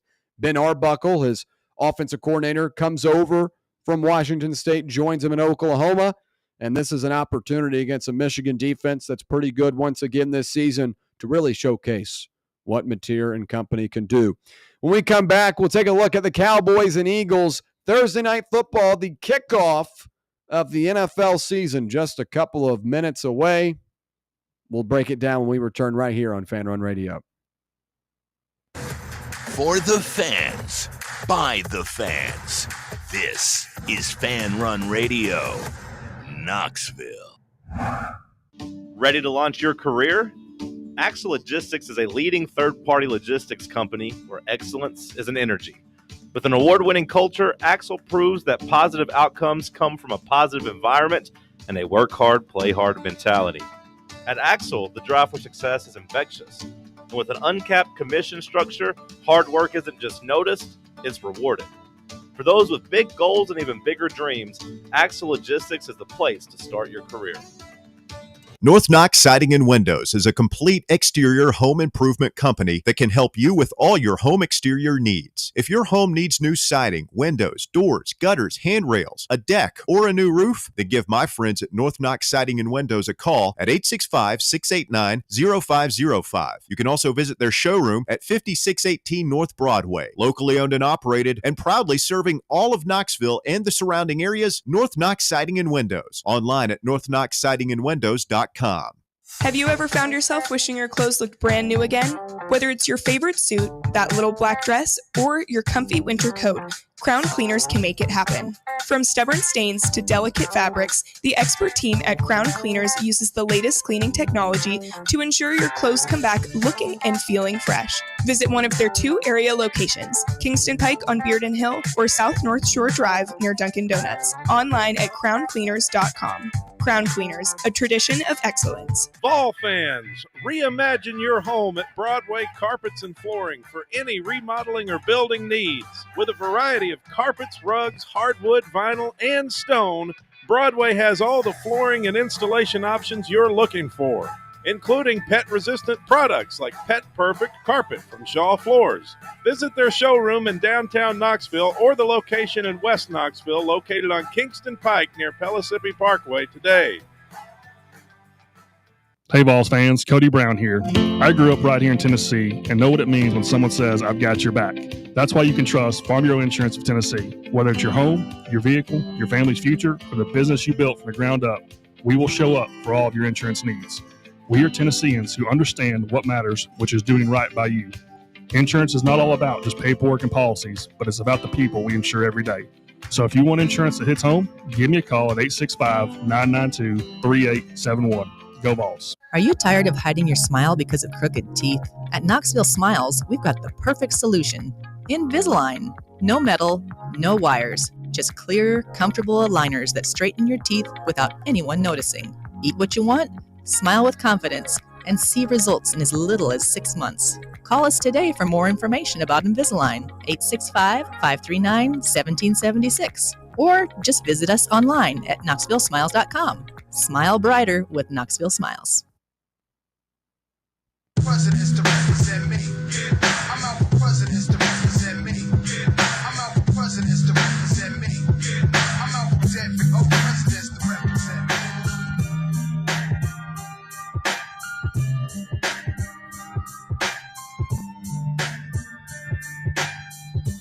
All right, back here on Overtime on a Thursday, presented by VIP Play. We appreciate you listening along with us, whether it be on that free Fan Run Radio app, 105.7 FM, or 1340 AM right here in Knoxville, Tennessee on the local dial.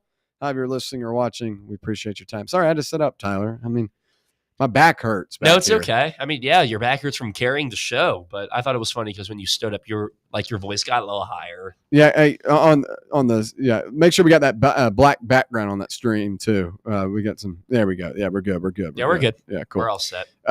Sorry, it shows up a little late on my feed. All right, NFL tonight. Cowboys and Eagles. The NFL season is officially back, and that means we're here to break it down. The defending Super Bowl champions, Eagles, raise their banner before facing the arch rival Cowboys to kick off the 2025 regular season.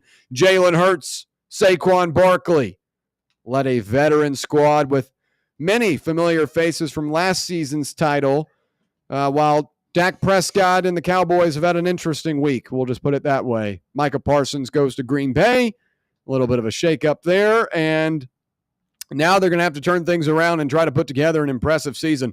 What we're expecting in tonight's matchup, I think you're going to see a lot of offense from the Cowboys because I don't think this defense is going to be the part once again. I think Dak Prescott will be good. I think he'll get it out to CeeDee Lamb and George Pickens, and those guys will get acclimated quickly. I think the run game is a bit of an issue. I'm interested to see Javonte Williams and what he looks like this season after he had a 7 fumbles last season. It was banged up, sure. But again, it goes back to how the Cowboys have, handled things over the last couple of years. I'm not a big fan of their offseason moves, and Javonte Williams being the running back signing, I thought was a pretty weak one. Jadon Blue, I don't expect to be a big-time factor for this Cowboys team. And this is just a group that I think has got some big star power with guys like Dak and CeeDee, but the defense is going to be reeling with the loss of Micah Parsons, who you could put at linebacker, you can put on the edge, you can put inside. He's a utility knife. I would have paid the guy. And when you look at the price that the Packers gave him, it's only about $3 or $4 more million than the Cowboys were offering. And I've heard Cowboys fans try to cope with this, but it's a huge loss for them. That move single-handedly took them out of any arms race for a Super Bowl contention if they were even in one to begin with. But I think the offense will have a lot of snaps. I think they'll be good. But I don't expect the defense to be much of anything because this is the same type of well-oiled machine that the Eagles trotted out last year on the offensive side of the ball with Jalen Hurts at quarterback and A.J. Brown, Devontae Smith, Dallas Goedert. We know this group. The offensive line is strong again. The defense, I'm interested to see the Eagles secondary without C.J. Gardner-Johnson, who leaves in the offseason, goes to the Texans via trade. But now you're having the guys like Reed Blankenship have to step up. Cooper DeJean going to get more snaps. I'm interested to see that secondary for the Eagles. But I think the Eagles are the better team here. I project they'll win by a touchdown. I think 8.5 is a lot, and that's why I kind of lean with the Cowboys. Again, not official plays for me here, but I think 8.5 is a lot in an opener up against a divisional rival, and I think the Cowboys will be able to put up points. I'm just worried about them going up against that Eagles offense. And I didn't even mention Saquon Barkley when talking about that offensive group. I can't believe I did that. Saquon Barkley playing up against a Cowboys defense that struggled against the run. I like the Eagles tonight. That's what I expect in this matchup. Tyler, beginning with you, what are you looking for? Yeah. The thing that I'm probably going to be eyeing the most is, to your point, William, how acclimated, George Pickens is going to look in this offense. I think they went out and they got this big body X receiver that they can use in so many situations because CeeDee Lamb hasn't had a consistent wide receiver 2 next to him since Amari Cooper. And even when Amari Cooper was there in 2020-21, Amari was kind of like the wide out one still. It was only until he left to go to Cleveland that CeeDee really, really broke out onto the scene. So it'll be cool to see CeeDee actually have a guy that, can take a little bit pressure off of him. Won't be a whole lot of, cover too high because now you got to worry about just George Pickens running by you. And he's arguably the most impressive contested catch, 50-50 jump ball wide receiver in the NFL. So that's something to monitor there. You said the conditions are going to be a little bit slippery. Yeah, it's supposed to have some rain tonight. Yeah, I'm curious to see, how the Eagles are going to game plan around that. You do have a Jalen Hurts and a Saquon Barkley-led backfield. That is very, very hard to stop, especially when you use Hurts's legs. So in a game where, the turf or the grass is going to be a little bit slick, I would expect to see Saquon and Hurts run the ball a lot. But overall, I do think this game is ultimately going to be a shootout. I think Dallas understands their identity now, and if they don't understand it after tonight, they will week 2. They're going to have to be a team that airs the ball out, puts the ball in CeeDee's hands, gives him 15 targets a game, gives George Pickens 8+ targets a game, give Jake Ferguson 6+ targets a game, and just try and outscore your opponents. They're going to be the NFC version of the Cincinnati Bengals with a more refined defense. They have more playmakers on that defense. Deron Bland coming back from injury. Trayvon Diggs coming back from injury. Surprised to see how those two guys are going to look. They're not lockdown corners by any means, but they're playmakers. Deron Bland 2 seasons ago had 6 or 7 pick sixes, and this is a guy that can just put points up on the board on the defensive end. So I'm interested to see how this Dallas team is going to fare against the reigning defending Super Bowl champions, but I do think it'll be high scoring. I think there's going to be a lot of tempo, fast pace. And these two teams, they just go at it every single time they play. It's going to be physical. It's going to be exhausting. It's going to be fun to watch. I'm just happy to have NFL football back on my screen. But with that being said, give me the Eagles. Okay, Jeremy. For me, hold up. Let me put on my fantasy hat. Heck yeah, I need this to be a shootout. I need George Pickens to do work. Okay, there you go. But seriously though, I know one thing I'm gonna be interested in seeing is the Cowboys' run defense. I mean, like you said, you lose Micah, but we also can't forget that you also lost DeMarcus Lawrence this season too. Yeah, Seattle. To Seattle. So that along with how would the Eagles try to come out and identify themselves early this season? Will they continue to do what they did, lean heavy into their run game, or will they try to follow the narrative that Hurts needs to try to elevate himself more and try to become a little bit more of a passing team? I think that's kind of interesting to see because, I mean, like you said, you still bring back a dominant line. You still got a top 2, top 3 back in the league. So why go away from that? And you now have Kenny Clark, too, that you got in the Micah Parsons trade. He's been a pretty good defensive tackle up in Green Bay for the course of his career. Numbers in 2023 were much stronger than Very last good. year. Yeah. But he's a run stopper to your point, Jeremy. You get some more size down there that can help you in the run game. But he's not a Micah Parsons by any means. Well, I mean, Micah Parsons to me isn't necessarily strong in the run game. Where Micah was strong at was having somebody like a DeMarcus Lawrence and who was that tackle for them? Can't remember. But having guys that can eat up 1-2 blocks. So now he's able to go one-on-one with the tackle and being able to cause havoc that way. That's where he was most effective. He wasn't necessarily a run stopper, though, with Micah.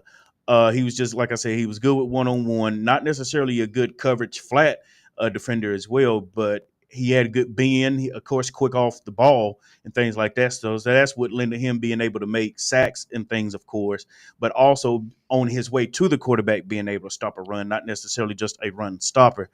But with this game, I'm kind of leaning with Tyler. I still expect it to be kind of high scoring because I think the Eagles will come out, establish the run early, being able to pop off some big runs. Therefore, the Cowboys being down maybe about 1 or 2 scores going into halftime. And now we're seeing what we've always seen from the Cowboys these last 3 to 4 years. Dak having to play catch-up ball, puts up 25 to 30 passes second half, throw for almost 300, 3 touchdowns to George Pickens. I get 30 points. And then we go ahead and end up seeing how they end up looking the rest of the way. Yeah. But I don't see the Eagles coming out being flat. I think with Jalen Hurts being at the helm, I think they will come in with the right mindset that this is a divisional game. We need to start the season off right, and they'll get it done. I'm interested to see some possible Super Bowl fatigue as well from Philadelphia. As we know, once and I know you're saying that you believe they come out strong, but I am thinking in the back of my head, you watch that banner come down, True. You start thinking, psychologically, man, that we did that last year. I think it kind of takes away a little bit some of that focus going into a matchup like that. And these guys are ready. They've been waiting for this moment. I think if anything, that'd be something that kind of affects them pregame. But I still think the Eagles are a really, really strong team. I'm not as sold on them as a lot of people are, putting them back in the Super Bowl. I don't think this is going to be like a year-over-year thing where they're constantly in it. I think there are other NFC teams that could beat them. And I'm still not a Nick Sirianni guy. I think he's more of a cornball than a coach.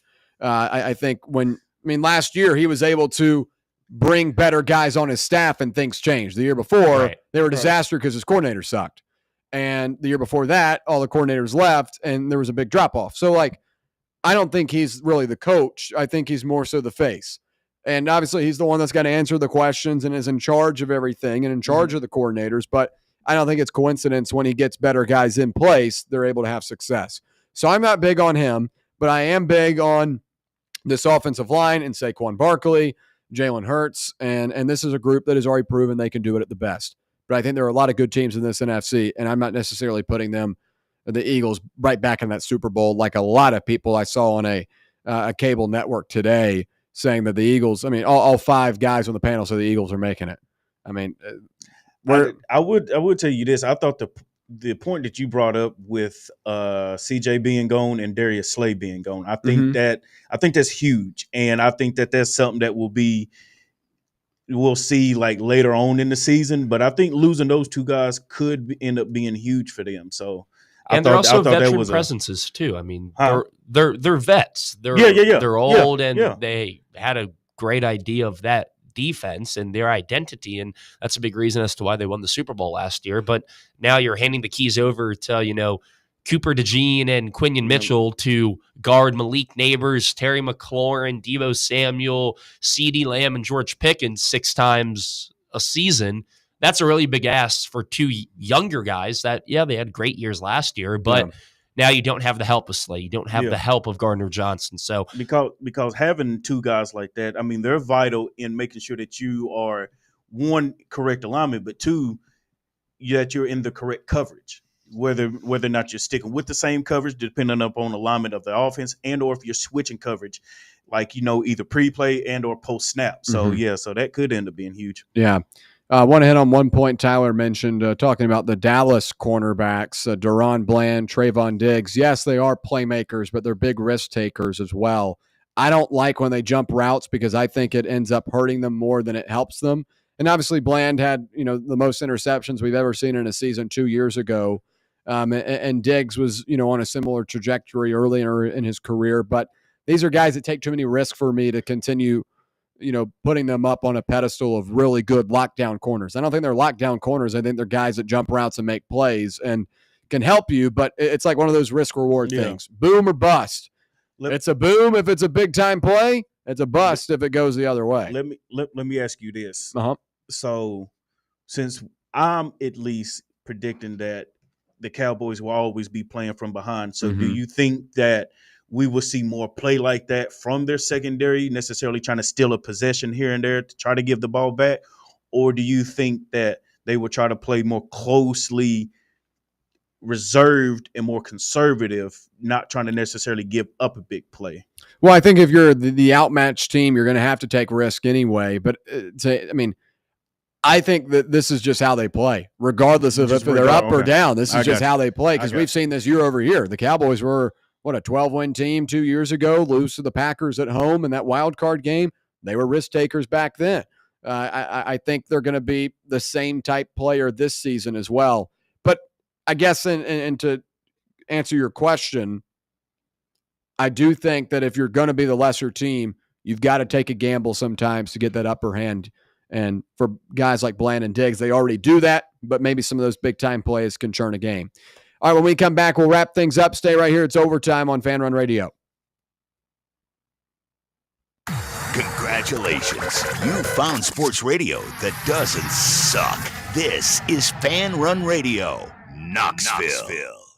Got a flat tire? Strange noise under the hood? Don't stress. Roll into Matlock Tire and Auto Service. From oil changes and brake repairs to brand new tires, Matlock's certified techs do it all. Fast, friendly, and fair priced. Matlock is the home of the price match guarantee. Bring in any competitor's ad, and Matlock will match the exact same tire for the exact same price. Matlock Tire and Auto Service. 5 locations in East Tennessee. Visit MatlockTireService.com to find the location nearest you and schedule your appointment.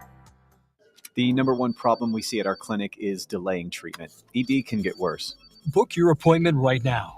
Call 865-544-8220. Prefer privacy? Book online in under 30 seconds at menspronaknoxville.com. At our clinics, men's sexual health is the whole job. Look, I'm a normal guy too. I hate going to the doctor, but we've helped so many guys in here just like you. Even if pills have failed, our medical team is going to take the time to talk you through it. Same day in-house lab, and the treatments, well, they could change your life. Your local medical team has your back. ED, performance, Peyronie's, size and shape modeling. We tailor what works for you. I'll get to the point. Can you imagine epic performance and epic sex? Yeah, I said it. A stronger you is closer than you think. We're available right now. Call 865-544-8220 or book in 30 seconds or less at menspronaknoxville.com. Men's Pro Knoxville, making it happen. It's football time at Tennessee, so crack open a cold beer that doesn't fumble the flavor. Garage Beer is 100% beer-flavored beer. No gimmicks, just cold beer. Built for bonfires, backyards, and beating Bama. Garage Beer is proud to be brewed right here in the Volunteer State. So pick up a 12-pack today and look for the drive celebrating Football Fridays at select Garage Beer headquarters around town this fall. American-owned, Tennessee-brewed Garage Beer. 100% beer-flavored beer. Hey, Vols fans, Cody Brown here. I grew up right here in Tennessee and know what it means when someone says, I've got your back.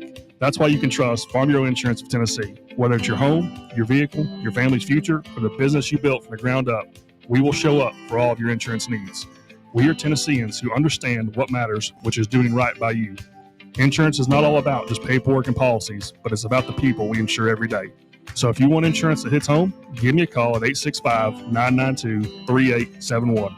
Go Vols. Tired of waiting for the weekend or good weather to play around? From casual to committed, Back 9 Golf has got you covered. Open to the public and offering flexible membership opportunities, they offer 24/7 access to 5 different simulators, providing cutting-edge technology, instant swing feedback, fun mini games, and a wide variety of courses to choose from. Perfect for that solo round you want after work, or swing by with food and drinks for an afternoon with friends and family. No stressful tee times, no rain delays. It's Back 9 Golf your way. Book your tee time now at theback9golf.com. Hey folks, if you're in need of a lawyer, you need to call my friend Jerry Givens. I've known Jerry since high school and can personally vouch for him. He's East Tennessee through and through, and if you're going through a divorce, bankruptcy, or a DUI case, you'll need someone you can trust on your side to help you navigate the local legal system. You can trust Jerry Givens. Call the law offices of Jerry Givens today at 865-801-9250 to schedule your free consultation. That's 801-9250.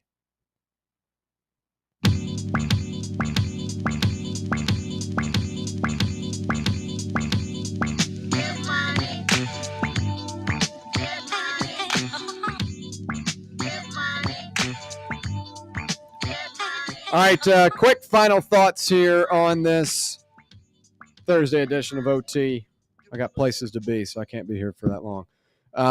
Good stuff today. Really excited for the NFL season to get kicked off. We'll talk more about week 1 tomorrow in a more advanced fashion as the Jaguars play the Panthers on Sunday. Everyone's waiting for that one. Everyone's talking about, Cowboys, Eagles, Chiefs, Chargers. Folks, the game of the week's on Sunday at noon. Or, well, I guess 1 p.m. Eastern time, I should say. But excited to have football back. I think we're now officially in full swing tonight with the NFL being back. That Sunday Night Football intro is going to hit, and really excited to get back into the swing of things. Tyler, you raise your hand. What's up? Yeah.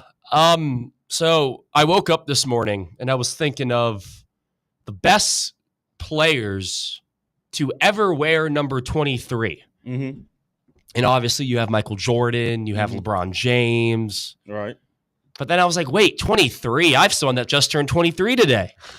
William Patterson's birthday, ladies and gentlemen. It's your birthday, man? It is. What? William likes to be discreet about his birthdays, but I have to embarrass him. So we're going to sing happy birthday for him, Jeremy. Oh, my God. You know what? All right. I'll do it with you. Come on. All right, 1, 2, 3.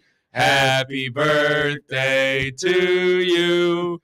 Happy birthday to you. Happy birthday. Jeremy, why'd you fail on me? Happy birthday, dear William. Happy birthday to you. Hey, happy 23, man. Thank you, Look at guys. there. I appreciate it. MJ year. American Idol. If you need 2 contestants, we got 2 of them here. Saying happy birthday for Allie Campbell's mom, too, and she liked that. Yes, that is true. Tyler has now done 2 happy birthdays in the last. What's your birthday, Jeremy? All right, so we're talking about what? All right, so we're getting into what? Cowboys, Eagles, right? Yeah. Cowboys, Eagles. Jeremy don't want any more birthdays. I don't want any more birthdays either. Hey, I'm actually happy where I'm at, but I'm just saying, though, we'll hold it off for right now. Yeah. Well, I appreciate that, guys. I really do. Enjoy 23, man. Enjoy 23, though. I'm gonna try to. We'll see what I get into tonight. I got a little bit of a dinner, so gonna go enjoy that, and then maybe take a little bit of a casual night and see what I nothing casual about a Thursday night on your 23rd birthday, William. No need to beat around the bush. Well, Tyler, I got work tomorrow. If I don't show up, then I might not be here Friday, or tomorrow. You can have a grace period, I'm sure. I don't know if that's how that works in the workforce. All right, guys, appreciate the well wishes, and we appreciate you listening along with us as well. Join us again tomorrow, 6 to 8, right here on Fox Sports Knoxville. We appreciate you listening. Overtime, presented by VIP Play. For Tyler Barbas, Jeremy Ensley, I'm William Pattison. We'll see you tomorrow.